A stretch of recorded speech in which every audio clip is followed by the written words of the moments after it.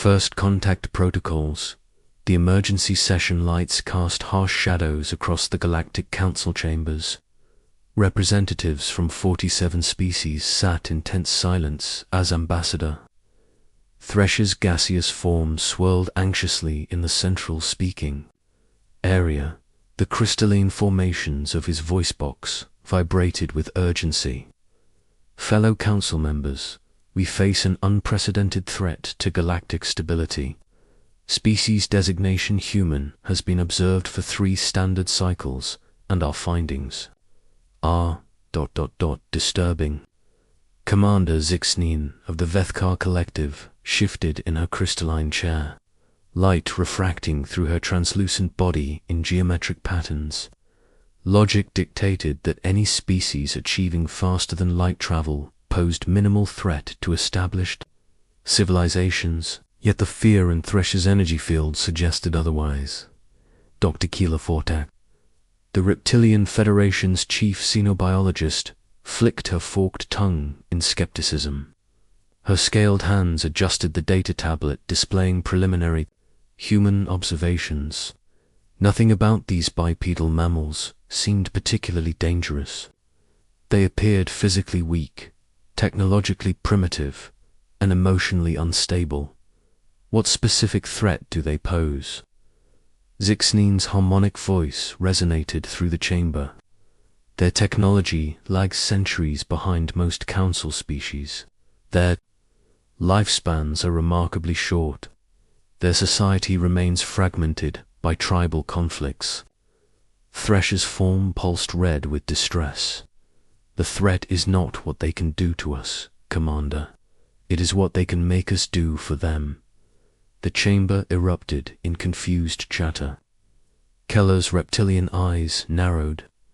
In her 500 years of studying alien species, she had never encountered a creature that could manipulate other species without advanced technology or psychic abilities.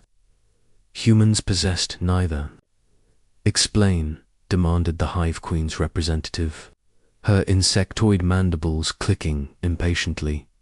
Thresh projected a holographic display, showing a human settlement on the outer rim. The colonists went about their daily activities with apparent normalcy. Children played in gardens, while adults tended to crops and maintained their basic infrastructure. 3 months ago, we sent a covert observation team to monitor human expansion. The team consisted of 5 experienced seniors from different species, all with exemplary records of maintaining professional detachment. The hologram shifted to show the observation team's original reports. Clinical data, behavioral assessments, and resource evaluations filled the display. Standard protocol work. Within 2 weeks, subtle changes appeared in their reporting. Terms like fascinating and admirable began appearing in supposedly objective analyses. By the 4th week, they had established direct contact against explicit orders. Keller leaned forward with interest. This behavior violated every principle of xenobiological study. Trained observers did not compromise missions for emotional reasons. The final transmission came 6 weeks ago, Thresh continued. The hologram showed grainy footage of the observation team working alongside human colonists, helping to construct buildings and sharing meals around communal fires. Team leader Voss, a mentee with 3 centuries of flawless service, sent this message: request permission to establish permanent research station. These beings require our protection and assistance. Their potential contributions to galactic civilization are immeasurable. We cannot abandon them to face the challenges of colony development alone. Silence filled the chamber.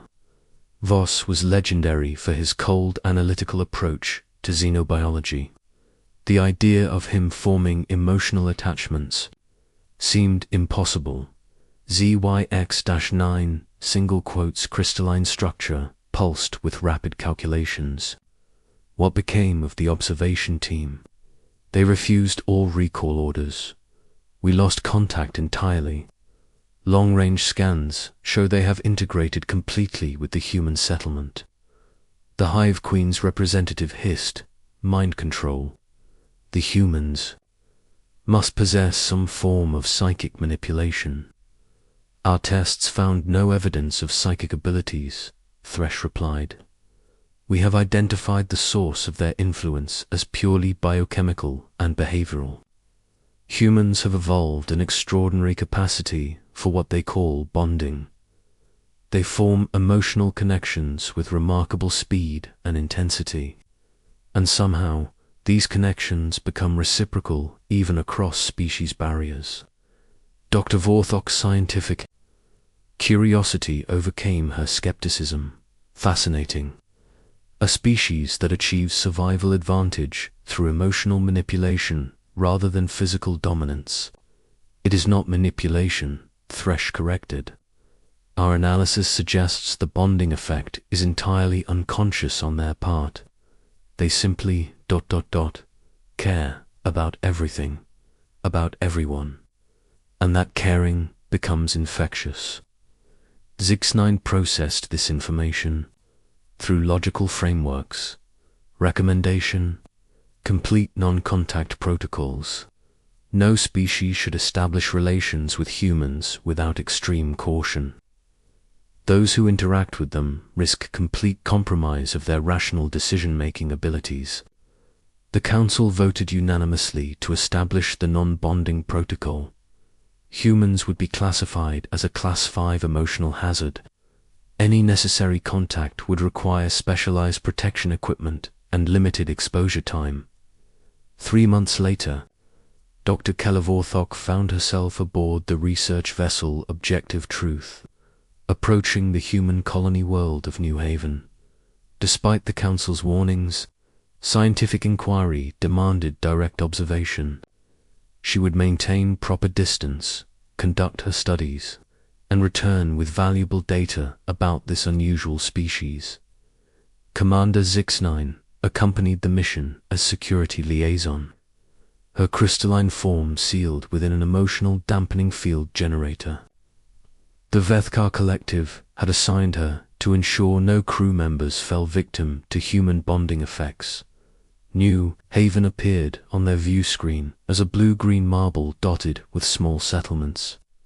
Long-range scans detected approximately 1,000 human colonists spread across 3 continents. Their technology registered as primitive but functional. No space-based defenses or advanced weaponry. "Beginning orbital observation phase," announced the ship's AI. "All crew members report to your assigned monitoring stations." For 2 weeks, they watched and recorded. Human daily life unfolded below them in predictable patterns. Agriculture, education, artistic expression, social gatherings. Nothing remarkable, nothing threatening, yet something about their behavior patterns intrigued Keller. Humans, consistently, made decisions that appeared to prioritize group welfare over individual advantage. Parents sacrificed personal comfort for their offspring's benefit. Community leaders worked longer hours for the same resources as ordinary citizens. Neighbors shared supplies during shortages without apparent expectation of repayment. Illogical behavior, Zix9 observed during their daily briefings.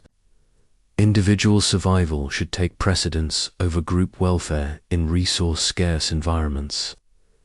Keller found herself disagreeing, though she could not articulate why. Perhaps their survival strategy operates on longer timescales. Group cohesion ensures individual survival over time. On the 15th day of observation, seismic sensors detected massive tectonic instability beneath New Haven's primary settlement. A catastrophic earthquake would strike within hours, followed by tsunamis that would devastate coastal colonies. Zix9 prepared to document the disaster for their research files.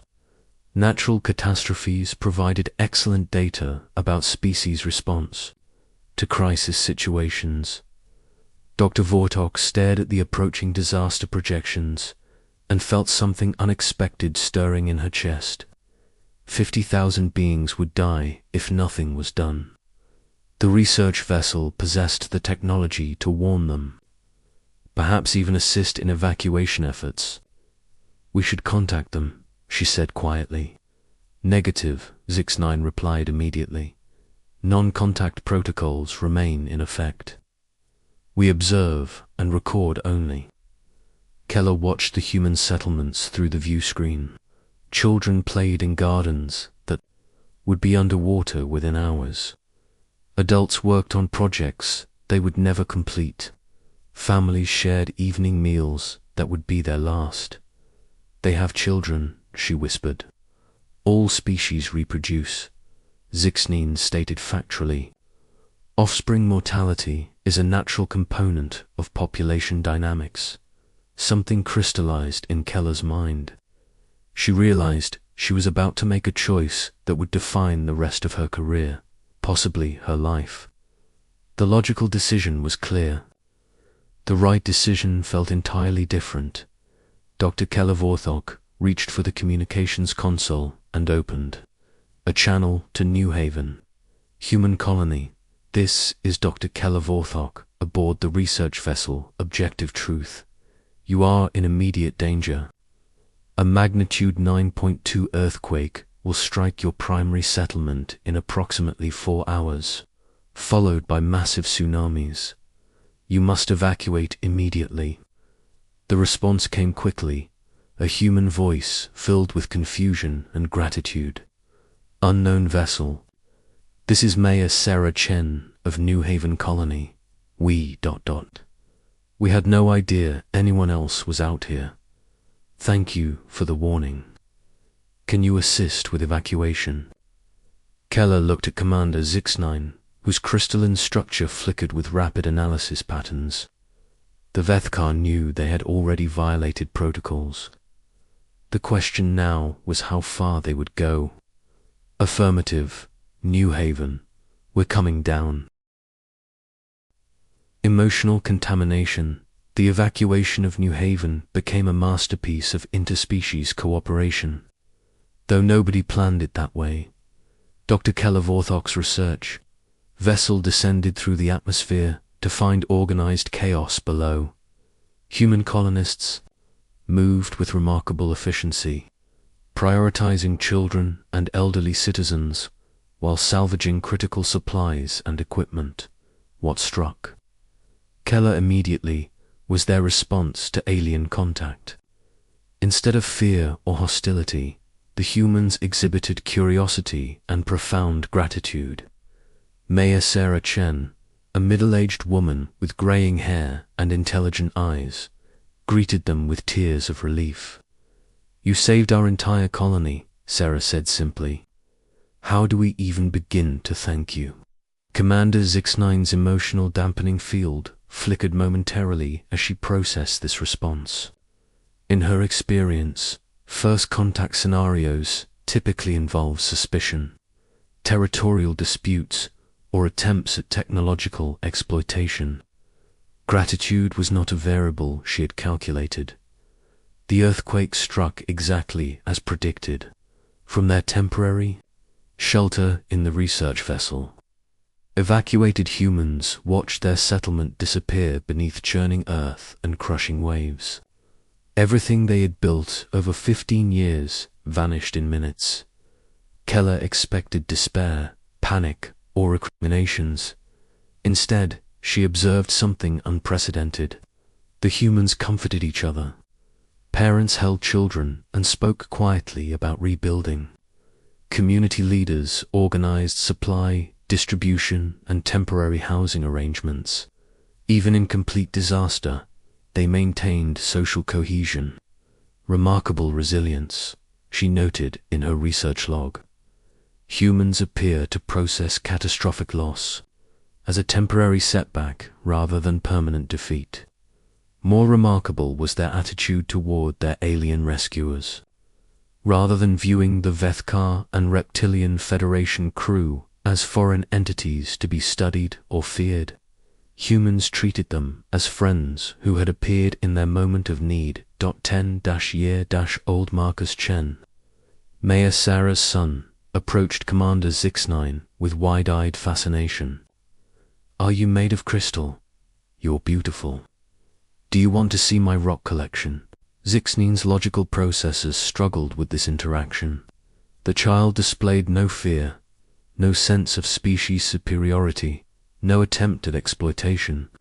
He simply wanted to share something he valued with a new friend. "I collect mineral formations," she replied hesitantly. "For geological analysis." Marcus's face lit up. "Cool. Maybe we can trade rocks sometime." Dr. Vorthok found herself in deep conversation with Dr. James Wright, the colony's physician. They compared medical techniques and discussed the challenges of treating diverse populations in resource-limited environments. Wright shared his research freely, asking for nothing in return except professional collaboration. "We're planning to rebuild on higher ground," Wright explained. "The soil composition should be suitable for agriculture, though we'll need to modify our irrigation systems. Would your people consider establishing a research outpost nearby? We could share resources and knowledge." The simple assumption that cooperation would be mutually beneficial struck Keela as profoundly naive and simultaneously logical. Humans seemed incapable of viewing relationships in zero-sum terms. 3 days after the evacuation, Keela realized something had changed within her own psychological patterns. She looked forward to conversations with the humans. Their enthusiasm for sharing knowledge, their genuine interest in her homeworld and culture, their immediate acceptance of alien crew members as valued individuals rather than foreign entities. When Mayor Chen invited her to share dinner with the Colony Leadership Council, Keela accepted without considering protocol implications. The meal consisted of simple, preserved foods and recycled water, yet the humans treated it as a celebration of survival and new friendship. "To our guardian angels," Sarah raised her cup in a toast. "May this be the beginning of a beautiful alliance between our peoples." Commander Zix9 attended the dinner in her dampening field, but even her crystalline logic circuits registered anomalous emotional resonance. The humans' genuine joy in their presence, their expressions of gratitude that expected nothing in return, their immediate inclusion of aliens in their social rituals. During the evening, young Marcus presented Zix9 with a carefully selected stone from his collection. "This one's called quartz," he explained earnestly. "It's not as pretty as you, but I thought you might like it because it's clear like your skin." Zix9 accepted the gift and felt her dampening field fluctuate. The child's innocent generosity bypassed her logical defenses entirely. She found herself carefully storing the worthless mineral in her personal effects compartment. On the 5th day, the research vessel received priority communications from the Galactic Council. Ambassador Thresh's energy signature pulsed with barely controlled panic. "Dr. Vorthok, you will return to Council space immediately. Your reports indicate severe protocol violations and possible emotional contamination." Keller stared at the transmission for several minutes before responding. "Negative, Ambassador. The humans require assistance establishing their new settlement. Our research has only begun to scratch the surface of their remarkable social dynamics. Doctor, you are exhibiting classic symptoms of human bonding syndrome. You have lost objective scientific perspective. Report for immediate psychological evaluation." "I have gained perspective, not lost it," Keller replied calmly. "These beings possess something we have lost in our pursuit of galactic civilization. They remember how to care about each other without calculation or expectation of return. Commander Zix-9 found herself in the unprecedented position of agreeing with emotional logic. Council directive classification may be incomplete, she transmitted to her Vethkar superiors. Humans do not pose a threat through bonding. They offer an opportunity for evolutionary advancement. The Council's response was swift and decisive. Both officers were relieved of duty pending psychological rehabilitation. The research vessel was ordered to return immediately or face military intervention. That evening, as news of their recall spread through the human settlement, something unprecedented happened. The colonists held an emergency meeting and voted unanimously to offer the alien crew permanent sanctuary on New Haven. "You saved our lives," Mayor Chen declared. "Now let us save yours from people who don't understand the value of friendship." Dr. Wright had been analyzing the aliens' physiological data with fascination. "Keller, your people's medical knowledge could revolutionize our healthcare. Zix-9, your geological expertise could help us avoid future disasters. But more than that, our friends don't abandon friends in need." Looking around at 50,000 humans willing to defy a galactic superpower to protect two aliens they had known for less than a week, Keller understood why the Council feared humanity. These beings possessed a weapon more dangerous than any. Technology, the ability to inspire others to be better than they believed possible. The vote wasn't even close. Both alien officers chose to remain with the humans. 6 months later, New Haven had become something unprecedented in galactic history, a thriving mixed-species colony.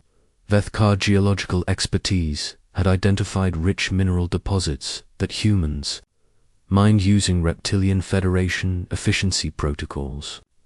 Children of 3 species played together in carefully designed educational programs. When Galactic Council forces finally arrived to forcibly retrieve the contaminated officers, they found them integrated into a society that had achieved something the Council considered impossible: genuine interspecies harmony, based on mutual respect and affection. The Council ships were met by a united front. Humans stood shoulder to shoulder with their alien friends, ready to defend them against any threat. Children held handmade signs reading "Friends Forever" in 3 languages. Admiral Crescio, the Council fleet, stared at this display through his view screen and felt something he had not experienced in centuries: doubt about his orders. In the end, the Galactic Council was forced to establish a new classification for humanity. They remained a Class 5 emotional hazard, but with an additional designation: protected species of exceptional value.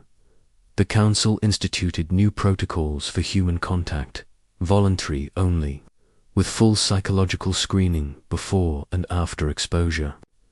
Those who chose to work with humans were required to accept permanent assignment to human colonies or allied worlds. Volunteers numbered in the millions. Dr. Keller Vorthok established New Haven as the galaxy's first interspecies cooperation research center. Her studies of human bonding behavior led to breakthroughs in social psychology, conflict resolution, and interplanetary diplomacy. Commander Zix-9 became the first Vethkar to experience what humans called friendship.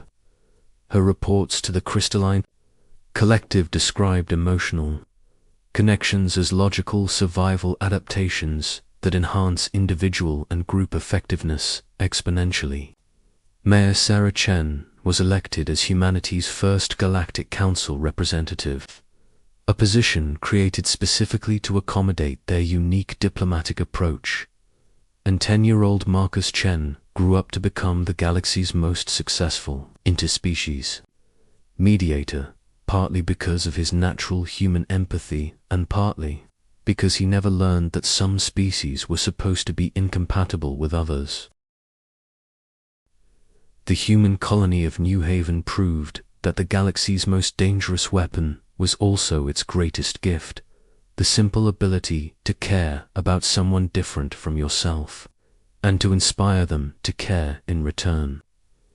The Council's warning remained in effect, but its meaning had changed. Do not get close to humans unless you are prepared to discover what you could become when someone believes in your potential for goodness. For most species, that turned out to be the most beautiful threat they had ever encountered.